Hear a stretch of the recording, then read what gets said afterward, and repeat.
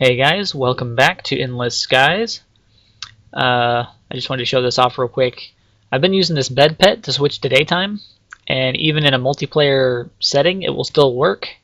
If one person uses it, the other person doesn't have to be in the bed, none of the other people have to be in the bed, and it will also fast forward to daytime through a blood moon, or if you're playing a mod pack that has the morph mod, you can switch to daytime while you're in morph.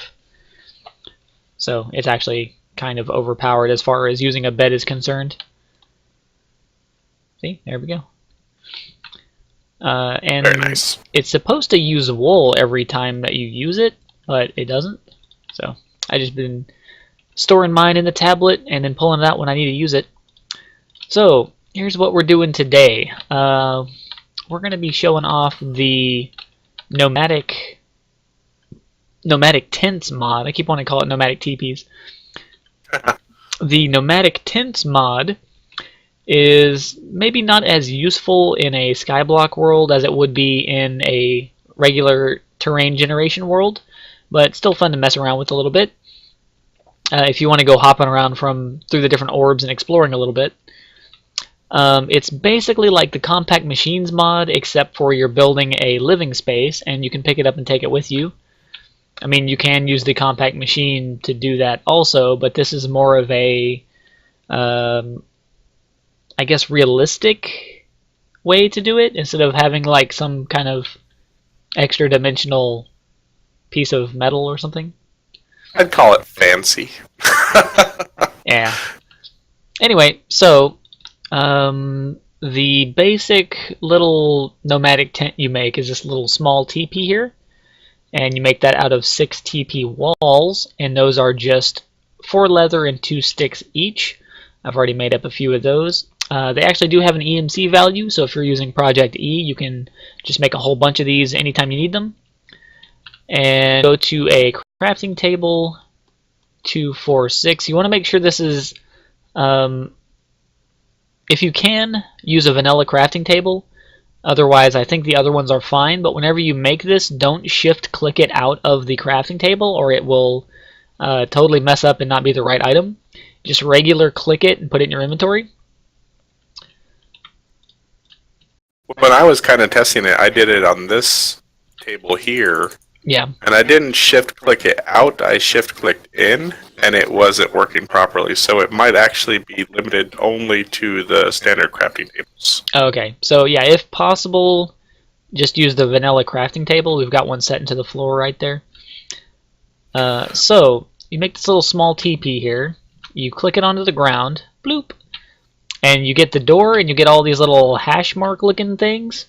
These are the placeholders for where the walls are supposed to be. Then you make this tent mallet, not that one, this one. This is 2 sticks, 2 iron, and a tent canvas, which is just 2 pieces of wool. All of this has an EMC value, so very handy. You just make your little tent mallet.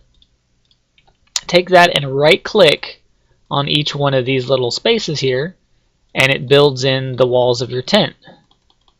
TP. Whatever.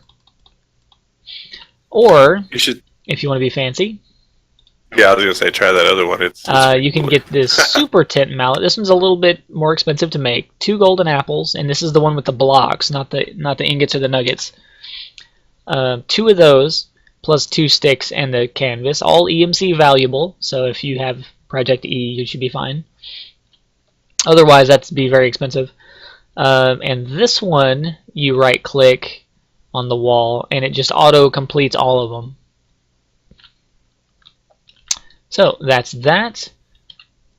If you right-click on the door of the TP with the hammer or the super hammer, it picks the TP back up, so you can place it back down anywhere that you want it. And then you have to rebuild the walls. So the super hammer is good. If you have a way to repair that in your inventory, like the repair talisman, or if you have EMC, if you have Project E installed, you can just throw that into your tablet and take out a new one whenever you need it. So that's really handy. So once you place this down, you can't like walk into it, but if you can fly or jump up on top, you can actually get into it this way. there's a 3x3 space inside here, and that's just basically lost space as far as terrain area is concerned. But while you're outside, you right click on the door, not with your hammer, but with, you know, whatever else, and it puts you inside your very own little dimensional space that's inside Cormac's head. No. Oh, the lighting was weird there. So it puts you inside the teepee, and this is actually its own dimension. If you look at the map there, we already did a little bit of exploring out here. Now you're supposed to be able, or you're supposed to be stuck inside this teepee. The only way out would be through the roof. So let's go out this way if you can fly. But when you go up, there's an invisible solid block here that you can't break. On the floor, there's dirt. So let's take out some dirt. Underneath the dirt, there's this indestructible dirt, which actually is not as indestructible as it might suggest. And once you're through that, then you can go flying around. So there's where my original TP was. I already did some testing here. There's Cormac's right there. His is still functional. Mine's totally broken and gone. It throws us to the world spawn origin 00 whenever you use my old one. But if you want to get all nice and fancy, you can actually just break down the entire TP. All the blocks are destructible except for that invisible block that's like right there. These are all destructible. You can take them all with you. And you can break the door, but if you break the door, next time you come in, like my original door is actually inside of Cormac's TP right there. His Bedouin or whatever, yurt, that's what it is. Inside his yurt. So if I use that door there, that sends us to 00 in the overworld. And if I use the door that I made originally in the overworld, it sends me here where it was originally in this dimension. So it still remembers where it's supposed to go. But yeah, you can totally dismantle the entire TP that you want, that you have here. They're supposed to be indestructible, but I think the deal is that if you have a pick or a tool that's better than vanilla diamond tools, then it just doesn't stand up to it, and you can break it down. And just basically make this platform whatever size you want and start over on a new, a brand new dimensional space. Because every time you use your door, you'll go to here. And you can't go back in through the roof because there's that invisible block. You can break a hole in the wall or whatever. I'm just going to go back up this way. Doesn't matter if you click on the inside of the door or the outside of the door, it's the same block, and you'll go back to where you started. So that's the basic little tiny one. If you notice, it was the same size, 3x3, in the overworld and in the other dimension. If you want to get fancier, there's these yurts, and there's also Bedouins. Oh, the Bedouin, yeah. Yeah, Bedouin. I don't think I've ever said that word. Anyway, these are a little larger, a little more fancy. Where do I want to put this at? Ignore that, I'll get to it. Let's just throw it over here on this other orb. There's a bit of a flat space over here. It's got blood all over it for some reason. Oh, I killed stuff here a while back. Alright, drop that guy down. So this is a little larger here in the overworld. It's still got a 3x3 interior space. Let me actually get in here. Still has a 3x3 interior space in the overworld, but let me click on the door from the inside. In the extra dimensional area, oh, it actually sent me to yours. Yeah. Oh, well, it'd be the same size either way. The space inside here is 1, 2, 3, 4, 5 by 5. 1, 2, 3, 4. Yeah, 5 by 5 with a little bit of extra hangover on each side. So there's like a 5 by 5 square in the middle, and then it's got like an extra space on each cardinal direction outwards. So it's quite a bit larger on the inside than in the overworld. But like I said, you can break down these walls and just expand this little dirt plot or whatever you want to build out here. It's basically like an entire new dimension in here once you break down the wall. Just don't destroy the door or it'll totally mess you up. Let me go, this is my original TP door. Let's go back in this one. Yeah, see, it puts you at 0060. I fell a little bit, but it spawned me in at 0060. The TP originally was pretty much in the same spot I have that one over there. The interesting thing is that I can click on the new one you built over here, the little TP that you just put up. Yeah. And it takes me to inside that one, so it doesn't appear to be like tied to a particular user. Like, I don't think it's like personalized space. Yeah, anybody can go in and out of them. Yeah. So it's not like our Spectra keys where we have our own personal little cube in the Spectra realm. Yeah. But see, I can pick this up because basically this TP is just the doorway into that other area. So you can just take it and put it wherever you want to and place it back down. And then once you build it correctly, let's just put it like way off over here. Once you have it actually constructed and go into it, it always takes you to the same place.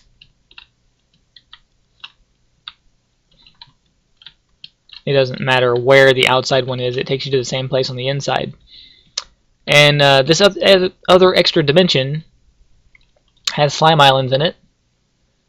So if you guys are looking for slime islands, you can actually find them here. Make sure you bring a really good tool to get out, though.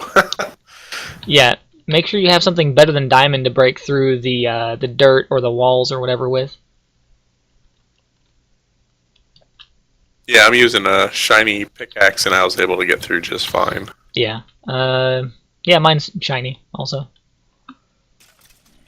Anything better than... Whoop, gonna fall to my death here. Anything better than unenchanted diamond should be good. Because it's supposed to be indestructible, but it's not. Due to modded stuff. Interesting thing, though, there was a TP here that I broke down, my original one. You can actually pick up the blocks from it. And there's actually, here's a couple blocks from Cormic's yurt that are broken down in the other dimension. I like just broke a hole through the wall. So you can actually pick up and take these blocks with you, but they don't have any kind of a use. Also, the indestructible dirt block, you can take that with you and put it down. It looks exactly the same as a regular dirt block, but it's supposedly just indestructible, which we have proven it is not. So this is my original TP door. If I click on this one, it doesn't do anything. No, I think it's completely broken. Yeah, it's totally broken. Once you take off the door on the overworld, it's totally broken forever. Let me get a good tool here. Well, once you break it without using the hammer, it's gone forever. Yeah, the special hammer that they give you. If you like actually break it like that, then it doesn't work and doesn't do anything anymore. It's just decorative at that point. Or you can use it as fuel, because these all have a 300 burn time apparently. The door does anyway. They're basically just wood. Yeah. Anyway, that's about it for the Nomadic TPs mod. But in the meantime, we actually built a little bit of an upgrade to our mob system here. We have all that mob essence being put into a spawner, making wither skeletons, so we could get wither skeleton skulls. And they're being killed by a little killer Joe here. And he's using an ender, the ender, to kill them with. Whenever the ender gets low on durability, it gets taken out of there, put into this alchemical chest. It's actually being repaired right now by this repair talisman. And whenever it gets back to full, it'll be put back into Killer Joe, and he'll continue murdering these guys here. And getting all the heads from them. And the reason we wanted the heads was not really for the Wither boss. Yeah, there he goes. He does a really good job. We weren't using the heads to make Wither bosses, because there's not really a point in us killing them.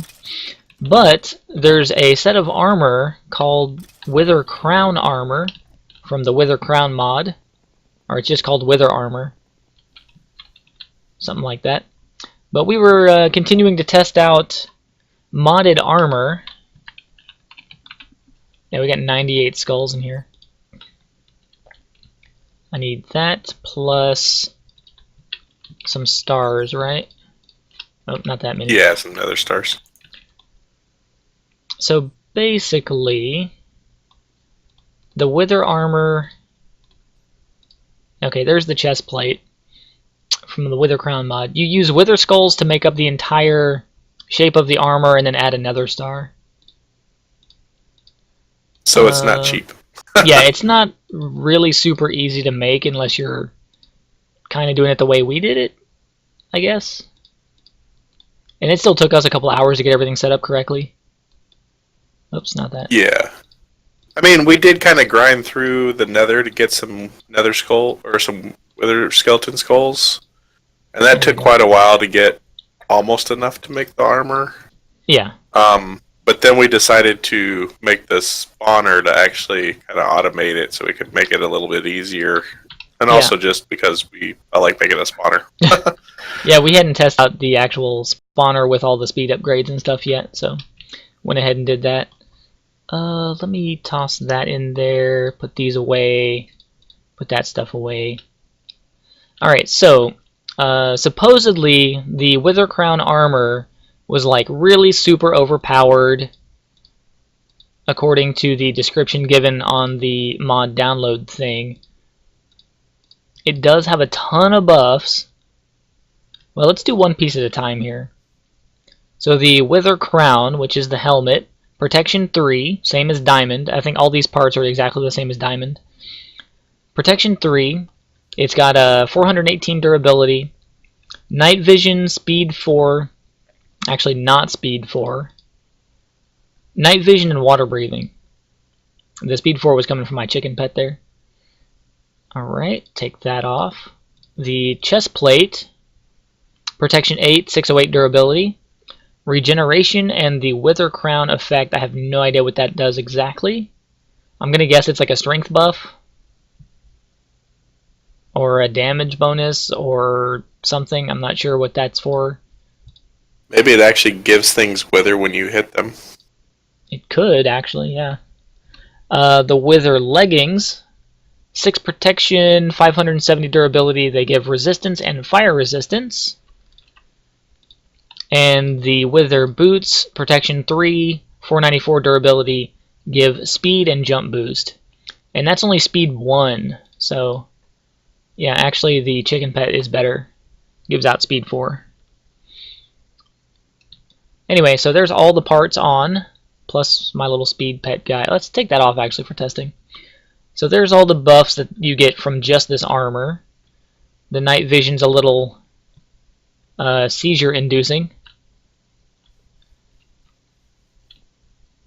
And the jump bonus is really not super amazing. The speed, even while sprinting, is still kind of slow. I mean, for the stuff that you use to make this, you'd think it'd be quite a bit better than that.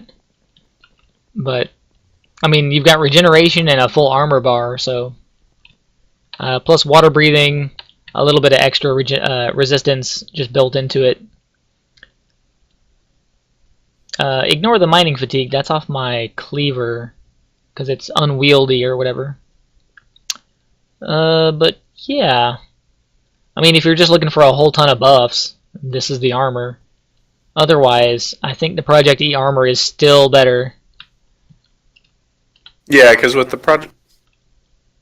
Yeah. Sorry, I thought I was on mute for a second. Nope, we can hear with the Project E armor, like, you get... Basically, you don't take any breathing damage and any liquids.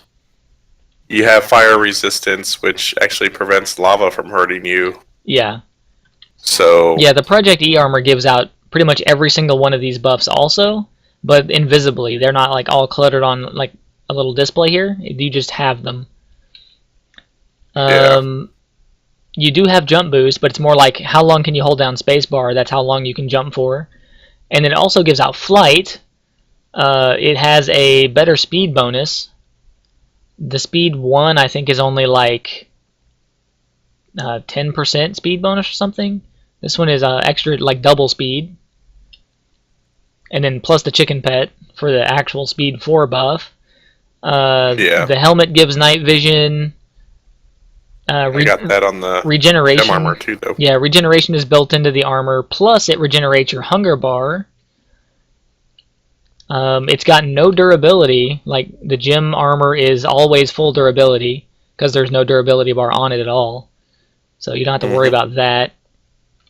Except for this Wither Crown ability that I have no idea what it does.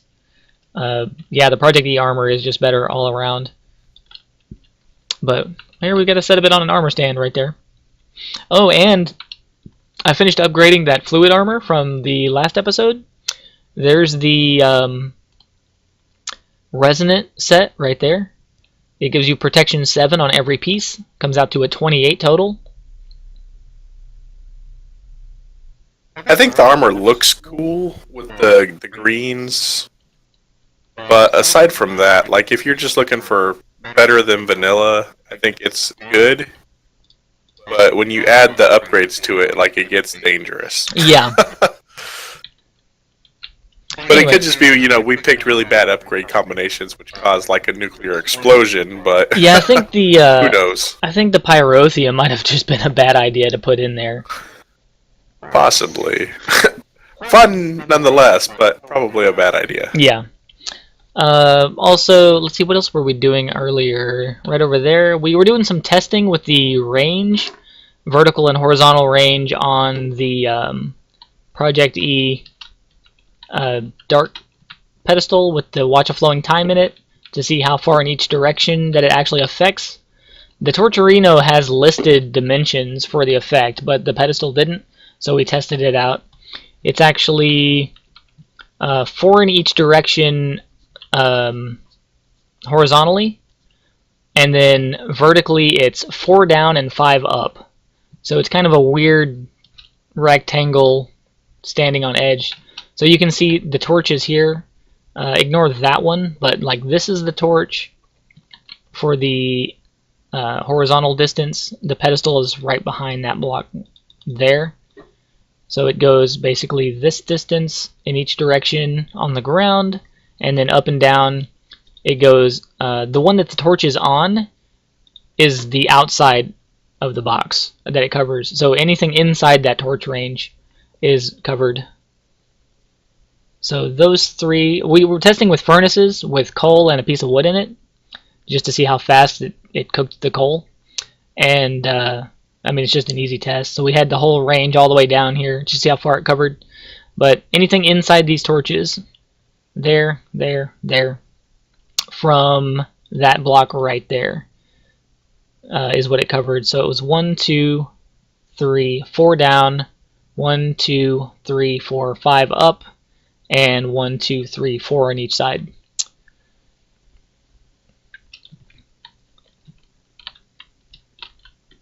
Yeah, it's behind that grass block right there.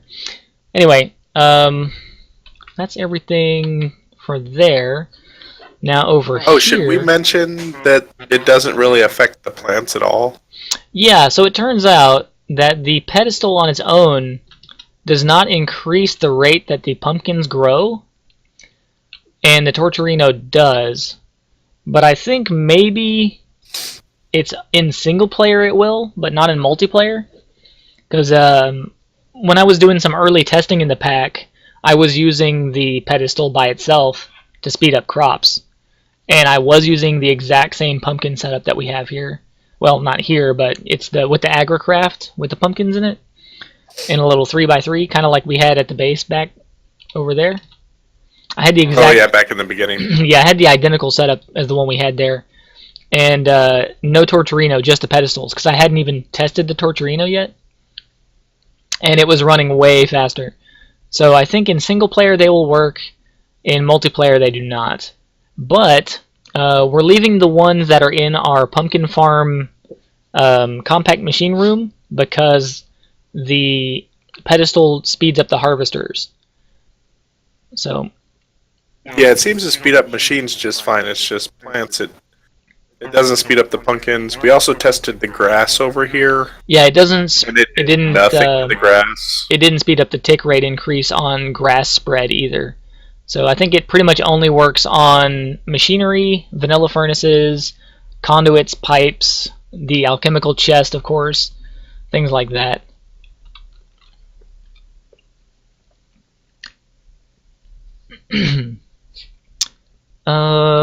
Yeah, I think that's about it.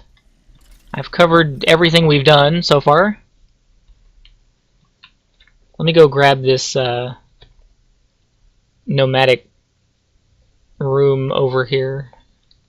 My yurt. Yeah, let me go get your yurt. As soon as I get another hammer. Little tent hammer. Tent mallet, that's what it's called. Click. Got it. Alright. So if you guys want to go out and do exploring and have your own area to store things in, then you can go ahead and do that. Supposedly, you can upgrade these. Let me see here. Use for the small TP. Yeah, you can upgrade from the small to the medium and from the medium to the large. If you put it in a crafting table with like the same recipe as the original one. But supposedly, now this is on the download thing on the CurseForge site. It said that if you shift click the thing out of the crafting table, if you shift click the TP out of the crafting table, and it loses its information that way, then there's no way to get your stuff out of your original TP, that it'll be deleted or you can't, like it's inaccessible. Now, I think what happens is, it does not actually delete your stuff, it just makes it to where you no longer have a link back to your original TP. But, since now we've discovered that you can break down the walls and break through the quote-unquote indestructible dirt, you should be able to just break through the wall and go get your stuff back. If that happens. It's always safe. Yeah, it's still there, you're just not supposed to be able to get to it.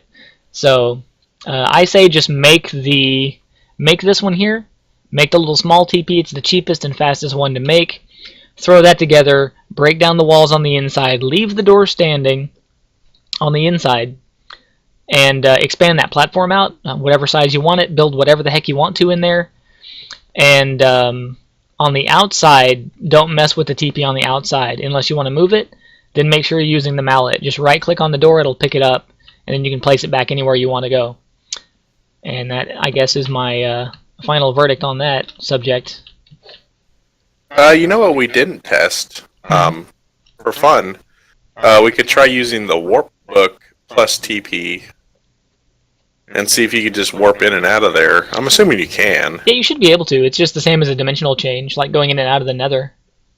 Yeah, so you could always literally break this as long as you have a page in your warp book that takes you back there. You'll always be able to get back. Yeah, let's see.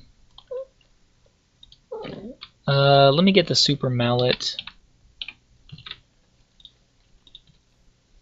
Bam, easy. Jump inside. And of course this one is linked to you, or where you placed it. Yeah.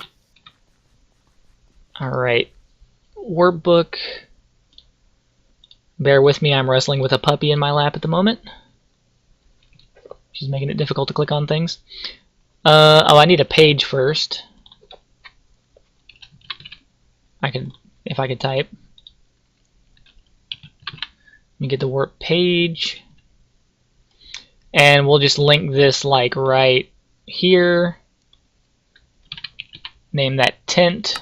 Done. Throw that in the book.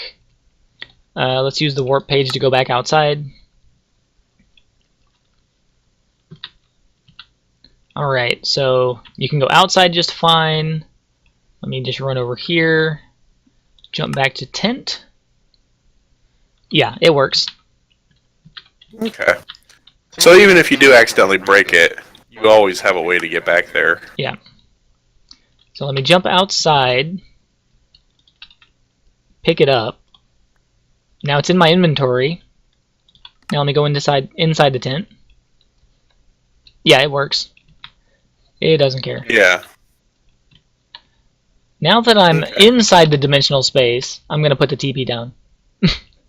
We'll put some TPs inside the TPs, huh? Yeah. This may crash the game. Oh, me make sure I'm not flying. Okay, it seems like you cannot place a TP on slime grass. You might not be able to place one inside this biome. Oh, there actually are biomes in here. Oh, really? Yeah, I thought it was just plains. This is plains. It said beach over here. Somewhere. Yeah, beach. There's actually biomes inside this dimension here. Huh, I wonder if it just clones the primary dimension and just changes the dimension ID. That sounds reasonable. Alright, let me make a little bit of space here.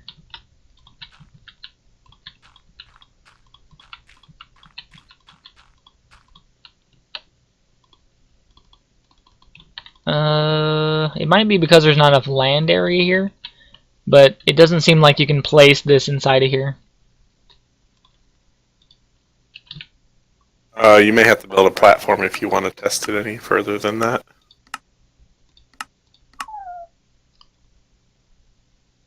My guess is, though, it's just going to take you back to my yurt.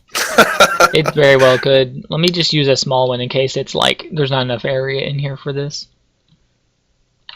Because it might have just been like supposed to overlap trees or whatever.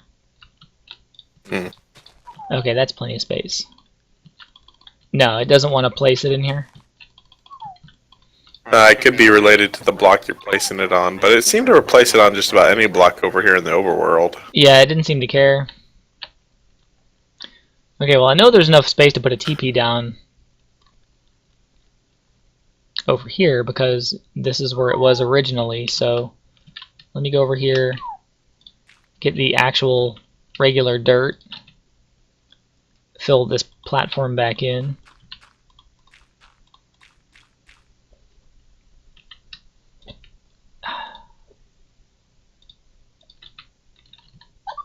And click. No, it doesn't let you place it down inside here. They must check to make sure you're not in the TP dimension then. Yeah, what dimension is this anyway? I don't know. Where's the dimension ID on the F3 menu? Not sure. I think you're in CFOE dimension 68. 68, huh? Yeah, I think the server log keeps mentioning loading and unloading that dimension, and that's the only one we've been going in and out of, so... Yeah, okay. I think that's the one that it is, then. Alright, well... Can I warp to tent? Yeah, I can warp to tent from inside tent dimension. So that answers that little question. I mean, there's no reason it wouldn't, but... Just a test. Alright, now to make sure it's not that the TP is broken, the one that I took out of the transmutation tablet. Oh, okay, it actually is broken. The 10 item does not have valid coordinates. But see, I wasn't even getting that pop-up inside of there. Yeah, I guess it just did a straight-up check and said, no, you can't do that. Yours, actually, your yurt still works. Yeah. So...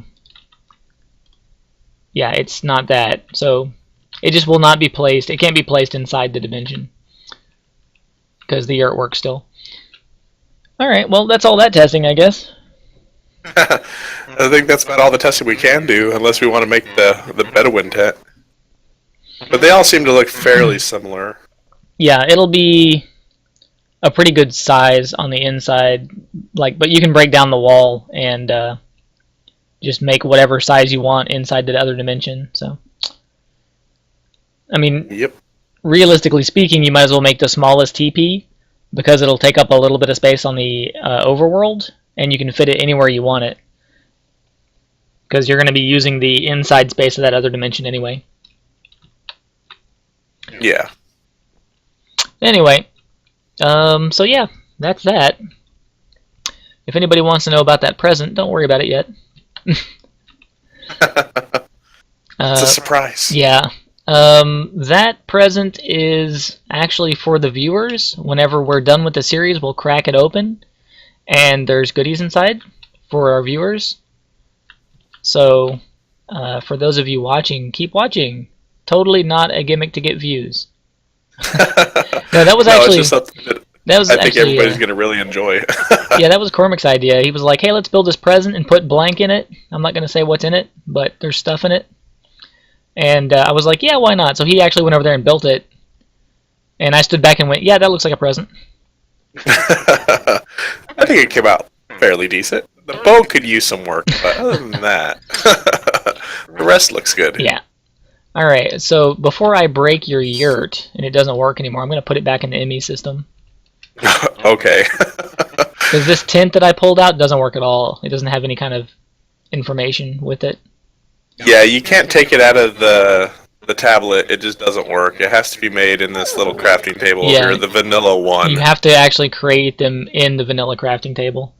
So you can pull out all of the base components. Yeah, the material you can The get. final assembly has to be done in there, You just have to finish it off in the vanilla crafting table.